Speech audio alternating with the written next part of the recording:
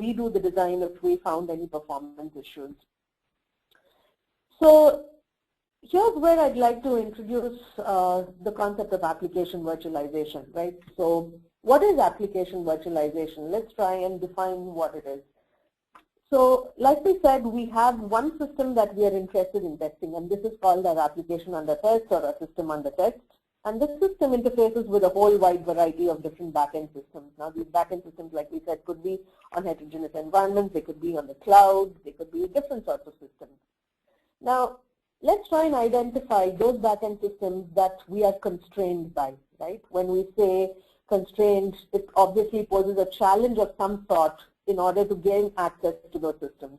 And what are the challenges that typically occur in such systems? One could be the unavailability or the inaccessibility of those systems, right?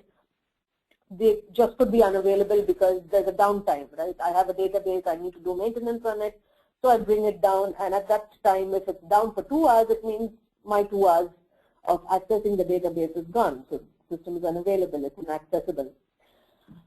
It could also probably mean that I have to time share between different teams in my organization. So I might have multiple projects working on, let's say, a mainframe, and I have a single mainframe to test against.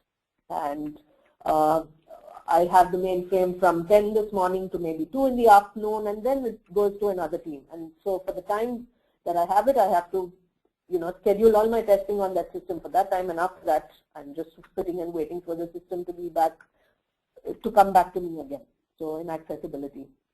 Another reason could be that those systems are still under development. I need a database with some basic structure in it, some basic data populated in it. If I don't have that, I can't test against it. So this is about the availability and the constraint that availability poses. Next could be access fees, right? Costly license fees. I might need a Siebel server. I might need an SAP server to set one up or to rent one out, lease it out for a few weeks or months as much as my project demands. It might be quite costly for me to do that, right? Or I could be testing against a cloud-based system, and the cloud might be, even though it's a pay-as-you-go model, it probably is quite pricey as well. The third type of constraint that could probably exist on these backend systems is that they are practically impossible to virtualize, right? They probably are too difficult. You cannot do any sort of hardware virtualization of these machines. They could be mainframe type of systems. They could be remote third-party services. And the traditional approaches that we have are not sufficient in order to virtualize these systems. So given these constraints, what we try to do is we say, let's try and capture the interactions between the application that I want to test and these backend systems that I am constrained by. And once I'm able to capture the information flow between my system under test and these backend systems, I'll try to create a model of these backend systems. And once I can model it, I create what is called a virtual service out of that. And then I can host these virtual services on different systems. They could be on physical machines, they could be on the cloud, they could be, on each developer or tester's own machine or so on. So what we just described was the process of application virtualization. So what we did is we identified those backend systems that we are challenged by, that we have challenges with.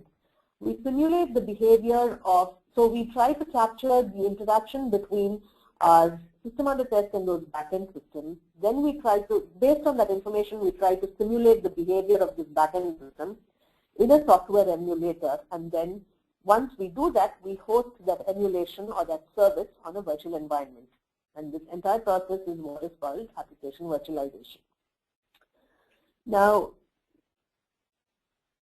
while we're doing all this capturing and modeling, our developers and testers can continue to use whatever testing tools it was that they were using for their web performance testing, for their manual testing, for their UI test automation, and so on.